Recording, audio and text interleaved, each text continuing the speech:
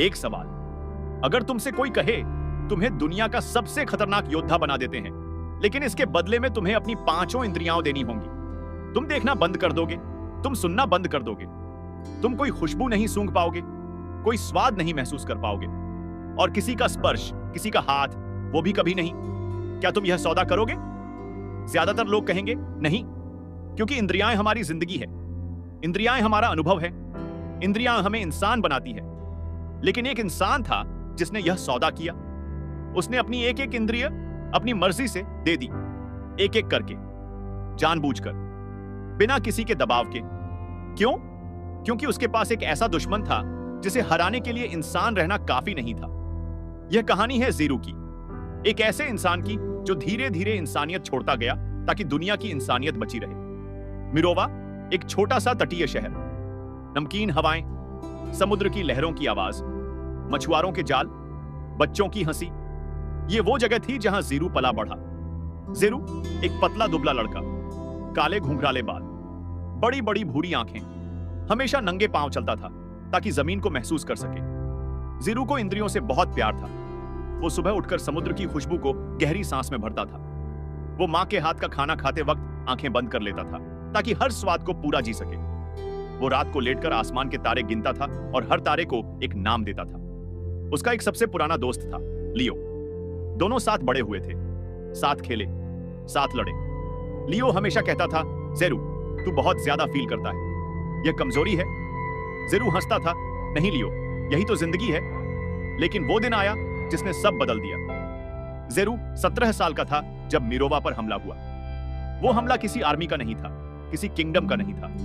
वो था the void legion, एक ऐसी फोर्स जो किसी एक जगह से नहीं आती थी, जो हर जगह से आती थी, जो अंधेरे में पैदा होती थी और अंधेरे में गायब हो जाती थी। उनके पास एक तरह की ब्लैक एनर्जी थी जो इंद्रियों को खाती थी। जिस पर उनकी एनर्जी पड़ती, वो इंसान देखना, सुनना, महसूस करना सब खो देता, और फिर वो इंसान एक खाली शेल बन जाता, जिंदा लेकिन मरा हुआ। उस रात वॉइड लीजन ने मिरोवा को तबाह किया। ज़ीरू की मां उसके सामने उस ब्लैक एनर्जी में खो गई। ज़ीरू ने देखा, फिर उनकी आंखें खाली हो गईं, उनका चेहरा ब्लैंक हो गया, उनकी आवाज गायब हो गई। मां! ज़ीरू चिल्लाया। कोई जवाब नहीं। लियो ने उसे खींचा। भागो ज़ीरू, अभी! वो दोनों भागे। पीछे से सब जल रहा था। ज़ीरू के पैरों के नीचे गर्म राख थी। उसने वो दर्द महसूस किया, वो जलन, और उसे एक बात पता चली, इस दर्द को महसूस करने की भी कीमत होती है। अगले महीने ज़ीरू और लियो एक पुराने रिसर्चर के पास पहुंचे। उसका नाम था प्रोफेसर डैन, एक बूढ़ा आदमी जो वॉइड लीजन का अध्ययन कर रहा था दशकों से। डैन ने उन्हें बताया, वॉइड लीजन कोई सामान्य दुश्मन नहीं है, वो एक एंशिएंट कर्स है जो हजारों साल पहले एक अहंकारी सॉर्सरर ने बनाई थी। उस सॉर्सरर का नाम था नेक्स। उसने एक रिचुअल किया था जिसमें उसने पूरी दुनिया की इंद्रियों की एनर्जी खींचने की कोशिश की। वो रिचुअल फेल हुआ, लेकिन उसने एक वॉइड, एक खालीपन पैदा कर दिया। वो वॉइड अब जिंदा था, भूखा था, और वो हर इंद्रिय को खाकर और बड़ा होता था। तो इसे रोकने का तरीका क्या है? लायो ने पूछा। प्रोफेसर डैन चुप रहा, फिर बोला, एक तरीका है, लेकिन वो इंसान के लिए नहीं है। बताइए, ज़ीरू ने कहा। डैन ने एक एंशिएंट स्क्रॉल निकाला। वॉइड लीजन को हराने के लिए उसकी ऑपोजिट एनर्जी चाहिए, प्योर सेंस एनर्जी। जो जितनी इंद्रियां सैक्रिफाइस करे, उसकी उतनी ही इनर सेंस एनर्जी बढ़ती है। अगर कोई अपनी एक आंख बंद कर दे तो उसकी इनर साइट इतनी शार्प हो जाती है कि वो वॉइड को देख सके। अगर कोई अपनी सुनने की शक्ति दे तो उसकी इनर हियरिंग इतनी पावरफुल हो जाती है कि वो वॉइड की फ्रीक्वेंसी सुन सके। और अगर कोई पांचों इंद्रियां सैक्रिफाइस करे, डैन रुक गया।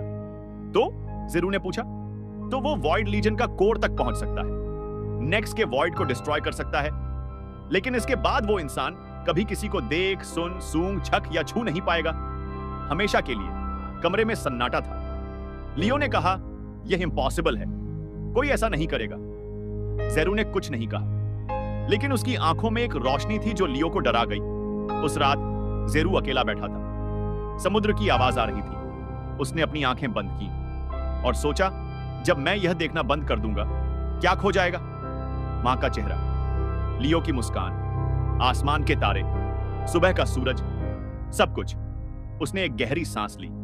लेकिन अगर मैंने यह नहीं किया तो कितने और लोगों की माएं खाली आंखों वाली हो जाएंगी। अगले दिन जेरू प्रोफेसर डैन के पास गया। पहला रिचुअल बताइए। डैन ने उसे देखा। लंबे समय तक। तुम जानते हो क्या होगा? हाँ। और तुम तैयार हो? जीरू ने सिर्फ एक बार लियो की तरफ देखा। वो आखिरी बार था जब उसने लियो का चेहरा देखा। रिचुअल शुरू हुआ। एक प्राचीन सेरेमोनी, एक स्पाइरल सिंबल जमीन पर। जीरू उसके बीच बैठा। डाइन ने एंशिएंट वर्ड्स पढ़े और फिर जेरू की आंखों से रोशनी चली गई।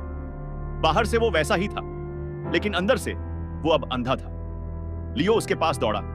जेरू, देख सकते हो? नहीं, जेरू ने कहा।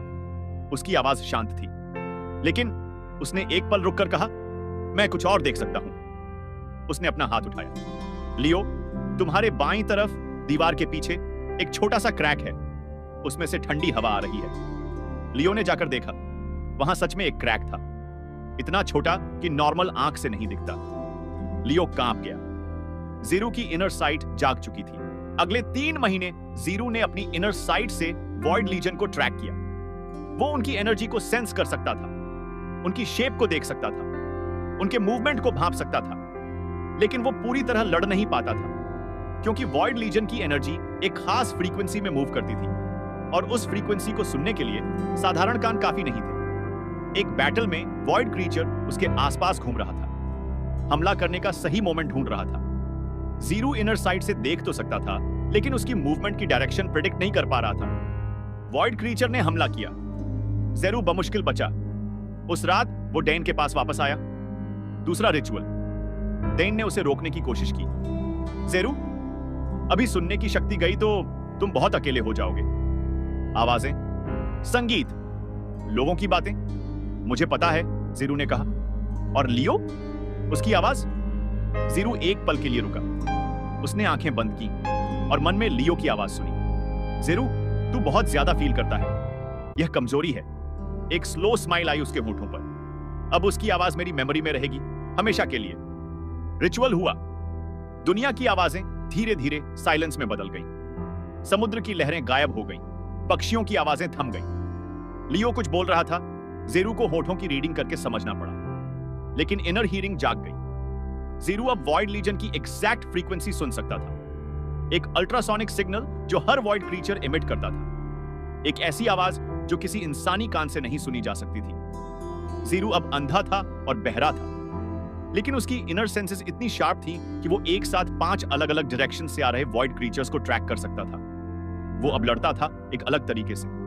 कोई फैंसी टेक्निक नहीं, कोई मैजिक पावर नहीं, बस प्रिसिजन, बस टाइमिंग, बस कैलकुलेशन। एक बैटल में उसने अकेले 7 वॉइड क्रीचर्स को डिस्ट्रॉय किया। लियो हैरान था, लेकिन जीरू खुश नहीं था, क्योंकि वॉइड लीजन के सोल्जर्स हर बार थोड़े और इवॉल्व्ड होकर वापस आते थे। उनकी एनर्जी चेंज हो रही थी, और उस चेंज को ट्रैक करने के लिए जेरू को उनकी केमिकल सिग्नेचर चाहिए थी, जो सिर्फ एक highly evolved sense of smell से डिटेक्ट हो सकती थी। तीसरा रिचुअल, उसने डैन से कहा। इस बार डैन बहुत देर तक चुप रहा। जेरू, तुम आधे से ज्यादा इंसानियत खो चुके हो, मुझे पता है। क्या तुम्हें याद है ताजी बारिश की खुशबू, मां के हाथ का खाना बनते समय की सुगंध? जेरू का चेहरा एक पल के लिए हिला। याद है, और यही मेमोरी मुझे आगे ले जाती है, क्योंकि जब यह सब खत्म होगा तो बाकी लोग यह सब महसूस कर सकेंगे, और यही काफी है। रिचुअल हुआ। हवा में जो फूलों की खुशबू थी वो आखिरी बार आई, फिर गायब हो गई। लेकिन जीरू की इनर ओल्फैक्टरी सिस्टम, यानी अंदरूनी सूंघने की शक्ति, एक बायोकेमिकल डिटेक्टर बन गई। वो अब वॉइड लीजन की हर इवॉल्विंग फॉर्म को उनकी केमिकल सिग्नेचर से आइडेंटिफाई कर सकता था। एक ऐसी एबिलिटी जो किसी लैब इंस्ट्रूमेंट में भी नहीं थी। 3 सेंसेस गई, 2 बची। लियो एक रात उसके पास आया। उसने जेरू का हाथ थामा। जेरू ने फील किया लियो कांप रहा था। रात का अंधेरा था, वो लिप्स नहीं पढ़ सकता था। उसने अपनी इनर सेंस लगाई और लियो की हार्ट बीट को सेंस किया। बहुत तेज, बहुत इरेगुलर। लियो रो रहा था। जेरू ने उसके हाथ पर हाथ रखा। उसने एक कागज पर लिखा, मुझे पता है तुम डरे हुए हो। लियो ने पढ़ा और जोर से रोया। उसने लिखकर जवाब दिया, जेरू, तुम यह सब क्यों कर रहे हो? तुम पहले वाले जेरू नहीं रहे। जेरू ने पढ़ा। उसने वापस लिखा, लियो, पहले वाला जेरू जो हर चीज फील करता था वो अभी भी यहां है, बस अब वो अंदर है, बाहर नहीं। और अंदर जो है वो तुम्हारी आवाज याद करता है, मां का चेहरा याद करता है, मिरोवा की खुशबू याद करता है, यही याद, यही फीलिंग मुझे ताकत देती है। लियो ने वो कागज चेस्ट से लगाया और जीरू, जो देख नहीं सकता था, सुन नहीं सकता था, उसने फील किया अपने दोस्त का दर्द और उसने उसे हाथ से प्रेस किया जैसे कह रहा हो, मैं यहां हूं। वॉइड लीजन का कोर, जो नेक्स्ट का वॉइड था, एक स्पेसिफिक लोकेशन में था, लेकिन वो लोकेशन कॉन्स्टेंटली शिफ्ट होती थी एक डायमेंशनल प्लेन से दूसरे में। उसे लॉक करने के लिए जीरू को एक यूनिक एबिलिटी चाहिए थी। वॉइड एनर्जी एक स्पेसिफिक मेटाफिजिकल फ्लेवर इमिट करती थी जो नॉर्मल टंग नहीं पकड़ सकती। लेकिन अगर टेस्ट सेंस सैक्रिफाइस की जाए तो इनर गस्टेटरी सिस्टम उस एनर्जी को ट्रैक कर सकती थी। चौथा रिचुअल, जीरू ने डैन से कहा। डैन ने इस बार कुछ नहीं कहा।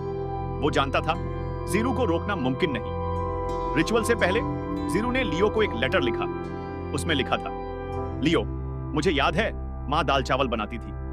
तुम कहते थे यह दुनिया का सबसे अच्छा खाना है। आज मैंने आखिरी बार कुछ खाया, दाल चावल, और मैंने आंखें बंद करके उसे पूरा महसूस किया। अब यह टेस्ट मेरी मेमोरी में है हमेशा के लिए। जब यह सब खत्म होगा तुम फिर से मां के हाथ का खाना खाना, मेरी तरफ से भी। लायो ने वो लेटर पढ़ा और रो पड़ा। रिचुअल हुआ, खाने का आखिरी स्वाद फेड हो गया, दुनिया और फ्लैट हो गई। लेकिन जीरू का इनर ट्रैकिंग सिस्टम अब वॉइड के कोर की डायमेंशनल लोकेशन को पिन पॉइंट कर सकता था। एक जीपीएस जो फिजिक्स से परे था। 4 इंद्रियां गई, सिर्फ एक बची, टच। जीरू अब एक ऐसा इंसान था जो न देख सकता था, न सुन सकता था, न सूंघ सकता था, न छक सकता था, लेकिन वो फाइट कर सकता था। और वो फाइट किसी भी ट्रेन्ड वॉरियर से बेहतर थी। उसकी इनर सेंसेस ने उसे एक कंप्लीट फाइटर बना दिया था। वो 10 फीट दूर खड़े एनिमी की हार्ट बीट फील कर सकता था। वो हवा में वाइब्रेशन से अटैक की डायरेक्शन जान सकता था। वो वॉइड एनर्जी की केमिकल ट्रेल को ट्रैक कर सकता था। वो वॉइड कोर की डायमेंशनल पोजीशन को रियल टाइम लॉक कर सकता था। लेकिन 5वां रिचुअल करने के लिए उसे वॉइड के कोर के बिल्कुल पास जाना होगा, और वहां टच सेंस के बिना वो बॉडी को सरवाइव नहीं करा पाएगा, क्योंकि वॉइड के कोर के पास एक एक्सट्रीम प्रेशर फील्ड था जो फिजिकली फील होता था। अगर मैंने 5वां रिचुअल वॉइड के कोर के पास किया तो टच जाते ही इनर टैक्टाइल सेंस एक्टिवेट होगी, और वो इतनी पावरफुल होगी कि मैं वॉइड कोर को डायरेक्टली डिसरप्ट कर सकूंगा। लेकिन टच जाने के बाद मैं कभी किसी को फिजिकली फील नहीं कर पाऊंगा। डैन ने कहा, जीरू, यह तुम्हारा आखिरी कनेक्शन है दुनिया से। जीरू ने डैन का हाथ थामा। प्रोफेसर, आपका हाथ गर्म है, आप थके हुए हैं? डैन ने कुछ नहीं कहा। आज रात मैं लियो से मिलूंगा और उसका हाथ थामूंगा। आखिरी बार। उसने लियो को खोजा, उसके पास आया, उसने उसका हाथ थाम लिया। लियो समझ गया यह आखिरी बार है। दोनों काफी देर तक बस बैठे रहे। कोई शब्द नहीं, कोई एक्सप्लेनेशन नहीं, बस 2 दोस्तों का साइलेंस और एक हाथ में दूसरे हाथ की गर्माहट, जो जल्द ही हमेशा के लिए चली जाएगी। अगले दिन जेरू निकला, अकेले। लियो साथ आना चाहता था। जेरू ने उसे रोका। उसने लिखा, तुम यहां रहो। जब मैं वापस आऊं तुम पहले इंसान हो जो मेरा स्वागत करेगा, और अगर मैं वापस ना आया तो याद रखना, तेरे साथ बिताया हर पल, हर एक पल मेरे अंदर है हमेशा। जेरू चला गया। उसके पीछे लियो खड़ा था, देख रहा था, रो नहीं रहा था, क्योंकि जीरू ने एक बार कहा था, रोना मत, यह सैक्रिफाइस है, इसे रिस्पेक्ट करो। जीरू ने वॉइड कोर की लोकेशन को अपनी इनर सेंस से ट्रैक किया। वो एक बैरन वेस्टलैंड में था जहां वॉइड लीजन ने एक पूरे रीजन को खाली कर दिया था। कोई पेड़ नहीं, कोई आवाज नहीं, कोई जीवन नहीं। जीरू को इसकी परवाह नहीं थी। वो देख नहीं सकता था, लेकिन इनर साइड से वो सब कुछ एक्सपीरियंस कर रहा था। रास्ते में वॉइड लीजन के सोल्जर्स मिले, 10, फिर 20, फिर 30। वो सब उसे घेरने लगे। जेरू रुका। उसने अपनी इनर सेंसेस को फुल एक्टिवेट किया, और फिर वो लड़ा जैसे कोई मशीन लड़ती है, कोल्ड, प्रिसाइज, अनस्टॉपेबल। हर एनिमी का पोजीशन उसे पता था, हर अटैक की डायरेक्शन उसे पहले से पता था। हर वॉइड क्रीचर की वीकनेस उसकी केमिकल सिग्नेचर से आइडेंटिफाई हो जाती थी। वो एक भी बार नहीं रुका, एक भी बार नहीं हिचकिचाया। 30 वॉइड सोल्जर्स एक के बाद एक डिस्ट्रॉय हो गए, और जेरू आगे बढ़ता रहा। वॉइड कोर एक स्वर्लिंग डार्कनेस था, एक ऐसा पोर्टल जो एग्जिस्टेंस को खाता था। उसके आसपास प्रेशर फील्ड था जो हड्डियों को कंप्रेस कर देता था। जीरू के पास पहुंचते ही उसने फील किया वो प्रेशर, वो पेन अपनी पूरी बॉडी में। लेकिन वो रुका नहीं। हर कदम एक और प्रेशर, हर पल एक और पेन, लेकिन वो आगे बढ़ता रहा। और जब वो बिल्कुल कोर के सामने था, उसने आखिरी रियूअल किया। कोई कॉम्प्लेक्स सेरेमनी नहीं, बस एक कॉन्शियस डिसीजन। मेरा टच, मेरी आखिरी सेंस इस वॉइड को डिस्ट्रॉय करने के लिए। और उसने अपने हाथ वॉइड कोर में डाल दिया। वो आखिरी फील, वो बर्निंग, वो कोल्ड, वो प्रेशर, वो पेन, सब एक साथ। और फिर इनर टैक्टाइल सेंस जागी, एक एक्सप्लोजन की तरह। जीरो के अंदर से एक प्योर एनर्जी निकली जो पांचों सैक्रिफाइड सेंसेस का कॉम्बाइंड आउटपुट था। वो एनर्जी वॉइड कोर में घुसी। नेक्स्ट का एंशिएंट करस, जो हजारों साल से जिंदा था, पहली बार हिला, कांपा और टूटने लगा। वॉइड कोर टूट रहा था, लेकिन प्रोसेस स्लो था। और जीरो, जो अब पूरी तरह सेंसेस लेस था, वो उस एनर्जी को सस्टेन कर रहा था, एक ऐसी मशीन की तरह जो अपने फ्यूल को जलाकर काम करती है। उसकी बॉडी, जो अब पेन फील नहीं कर सकती थी, ऑटोमेटिकली डैमेज रिसीव कर रही थी। वॉइड एनर्जी उसके हाथों से होते हुए उसके अंदर घुस रही थी, लेकिन इनर सेंस का बैरियर उसे प्रोटेक्ट कर रहा था। जीरो ने अपने अंदर एक आखिरी बार वो सब याद किया। मां का चेहरा जो आंखों में था, लियो की आवाज जो कानों में थी, मिरोवा की खुशबू जो नाक में थी, दाल चावल का स्वाद जो जीभ पर था, लियो का गर्म हाथ जो स्किन पर था। वो सब जो उसने खोया, वो सब उस एक मोमेंट में जी उठा। और उस एनर्जी के साथ वॉइड कोर फाइनली टूट गया, बिखर गया, नष्ट हो गया। एक मैसिव एक्सप्लोजन, पूरा वेस्टलैंड हिल गया। वॉइड लीजन के सारे सोल्जर्स एक साथ डिसॉल्व हो गए। वो ब्लैक एनर्जी जो दुनिया में फैली हुई थी, सब एक साथ गायब हो गई। और मिरोवा में जो लोग खाली आंखों वाले हो गए थे, उनकी आंखों में धीरे धीरे रोशनी वापस आई, जिनमें जीरो की मां भी थी। लियो दौड़ता हुआ वेस्टलैंड में पहुंचा। जीरो वहां था, खड़ा, जिंदा। लियो उसके पास आया, उसने उसका हाथ थामा। जीरो ने कोई रिएक्शन नहीं किया, वो फील नहीं हुआ। लियो समझ गया, उसने जेरो का हाथ नहीं छोड़ा। जेरो, जो देख नहीं सकता, सुन नहीं सकता, सूंघ नहीं सकता, छक नहीं सकता, छू नहीं सकता, उसे अपनी इनर सेंसेस से लायो की प्रेजेंस पता थी, उसकी हार्ट बीट, उसकी बॉडी हीट, उसकी एनर्जी। जीरो ने अपने फ्री हैंड से कागज और पेन निकाला। उसने लिखा, यह खत्म हो गया। लियो ने पढ़ा, हाँ, और तुम जिंदा हो? हाँ, जीरो ने लिखा। एक पॉज, फिर जीरो ने लिखा, लेकिन मैं कैसे जिंदा हूं, यह मुझे नहीं पता। लियो ने वो लाइन पढ़ी और उसे समझ आया, जीरो कंफ्यूज्ड नहीं था, वो फिलोसॉफिकल था। क्योंकि एक इंसान जिसके पास कोई सेंस नहीं, क्या वो जिंदगी जी रहा है या बस एग्जिस्ट कर रहा है? यह सवाल जीरो के अंदर था और इसका जवाब उसे लियो ने दिया। उसने लिखा, तुम जिंदा हो क्योंकि तुम अभी भी महसूस करते हो, बस अलग तरीके से। और तुम जिंदा हो क्योंकि मैं यहां हूं। वापसी के रास्ते में जीरो और लियो मिरोवा पहुंचे। जो लोग खाली आंखों वाले हो गए थे, वो सब रिकवर हो रहे थे। जीरो को इनर सेंस से एक फैमिलियर एनर्जी फील हुई, वो एनर्जी जो उसने हजारों बार बचपन में फील की थी।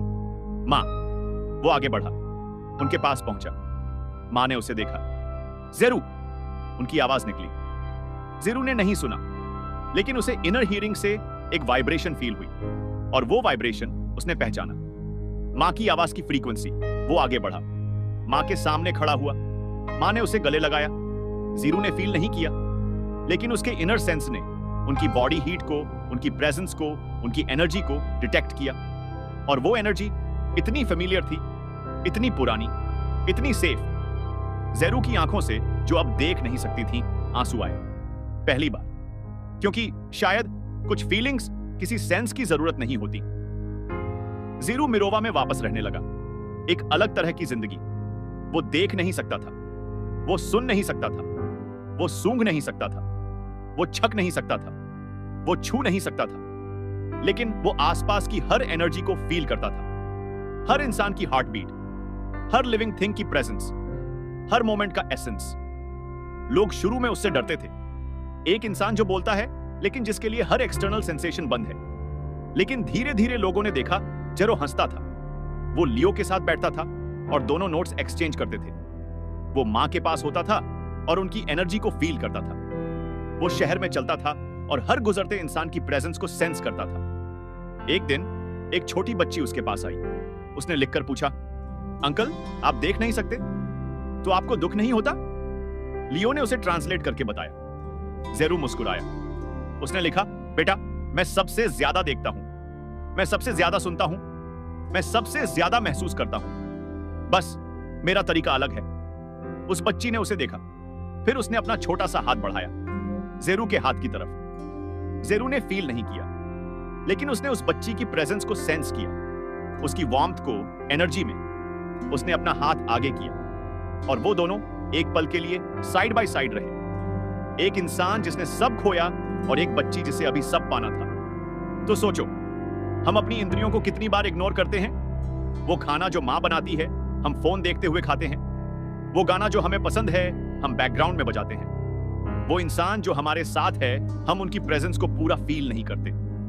जेरू ने सब कुछ खोया ताकि हम सब कुछ रख सकें, और उसका एक भी रिग्रेट नहीं था, क्योंकि उसके लिए सैक्रिफाइस का मतलब खोना नहीं था। सैक्रिफाइस का मतलब था किसी और को जीने देना। उसने अपनी पांचों इंद्रियां दी और बदले में उसे एक ऐसी चीज मिली जो किसी सेंस से नहीं आती। वो थी पर्पस, एक ऐसा मकसद जो जिंदगी को जिंदगी बनाता है, इंद्रियों से नहीं बल्कि उस चॉइस से जो तुम करते हो।